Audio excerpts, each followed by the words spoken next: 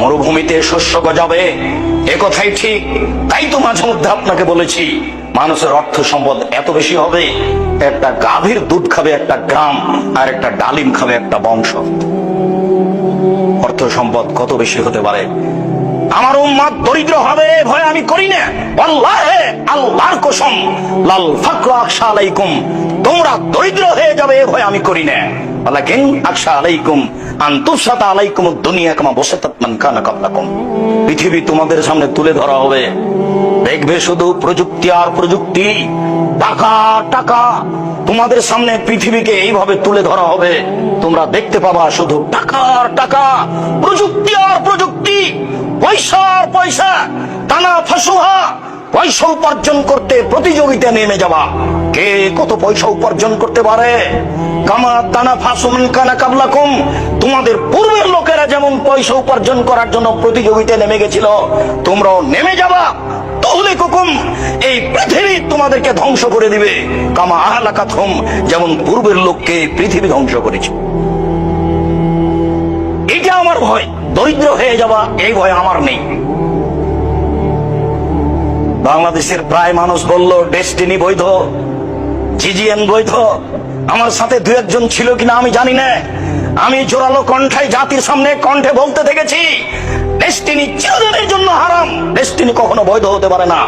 যারা খুব জোর দিয়ে আমার মুখের উপর বলতে চেয়েছে, তারা আমি বলেছি, আমি আব্দুর রাজ্জাক বিন ইউসুফ আল্লাহর কসম করে বলছি, আপনার নামে যে চট্টগ্রামে গাছটা আছে, সেই গাছটা যদি আপনি আজকে কেটে এখানে নিয়ে এসে দেখাতে পারেন জাতির সামনে, তাহলে আমি বুঝবো সত্যি ডেস্টিনি বৈধ। মরা পর্যন্ত, কিয়ামত পর্যন্ত আপনাকে সময় থাকলো, আপনার উত্তরসূরি যারা আসবে তাদের সময় থাকলো, আপনার নামে চট্টগ্রামে কোনো গাছ নেই। এটা একটা মিথ্যার উপরে চলছে, ভুয়ার উপরে চলছে। যত ইসলামী ইন্স্যুরেন্স আছে, যত ধর্মের নামে ব্যাংক হোক, ইসলামী ইন্স্যুরেন্স হোক, এই সব বিষয়গুলিতে সঠিক জ্ঞানের অধিকারী যারা, তারা এখানে নেই। ভুয়ার উপরে, শূন্যের উপরে চলছে। এই কথাই আল্লাহর নবী মুহাম্মদ সাল্লাল্লাহু আলাইহি ওয়াসাল্লাম বলেন, পৃথিবীর মানুষ তোমাদের সামনে পৃথিবী এইভাবে তুলে ধরা হবে, দেখতে পাবা তোমরা পৃথিবীতে। টাকারে দেখবা, প্রযুক্তি আর প্রযুক্তি, টাকা আর টাকা। তোমরা এই প্রযুক্তির পিছনে পড়ে পৃথিবী উপার্জনের প্রতিযোগিতা নেমে যাবা। আল্লাহর নবী প্রতিযোগিতা শব্দ ব্যবহার করেছেন, কে কত টাকা ইনকাম করতে পারে, প্রতিযোগিতায় নেমে যাবা। পূর্বের লোক যেমন নেমেছিল, পূর্বের লোক যেমন ধ্বংস হয়ে গেছে, তোমরাও তেমন ধ্বংস হয়ে যাবা। এই ভয়ে আমি মুহাম্মদ সাল্লাল্লাহু আলাইহি ওয়াসাল্লাম করি, আল্লাহর কসম আমার কথা এটা, বুখারী মুসলিম। পয়সা উপার্জন করতে হবে বেশি, এ কথাই ঠিক। পয়সা কম উপার্জন করতে হবে কোনোদিন আমি এই কথা বলি না, তবে বৈধ উপার্জন করতে হবে। টাকা ছাড়া আপনি জাতির কোনো উপকার করতে পারবেন না। নিঃস্ব অসহায় অবস্থায়, ওই কথাটা আল্লাহ রাসূল খোলা মাঠে ঘোষণা করেছিলেন। তিনি খোলা মাঠে বলেছিলেন, 450 কিলোমিটার দূরে, 600 কিলোমিটার দূরে যেতে হবে। তাবুকের যুদ্ধে কে কি করতে পারে, কে দান করতে পারে। সেদিন ওমর রাদিয়াল্লাহু তাআলা আনহু বলেছিলেন, আজকে আবু বকর সিদ্দিককে পরাজয় করে দেব। এই কথা তিনি নিজে বলেছিলেন, আজ আমি দানে আবু বকর সিদ্দিককে পরাজয় করে দেব, আমার অর্থ সম্পদের অর্ধেক দান করব। ওমর, কি করতে চাও? ওমর বলছেন, আল্লাহর নবী, আমার অর্থ সম্পদের অর্ধেক দিয়ে দিলাম। বাড়ির জন্য কি রেখেছো? অর্ধেক রেখেছি।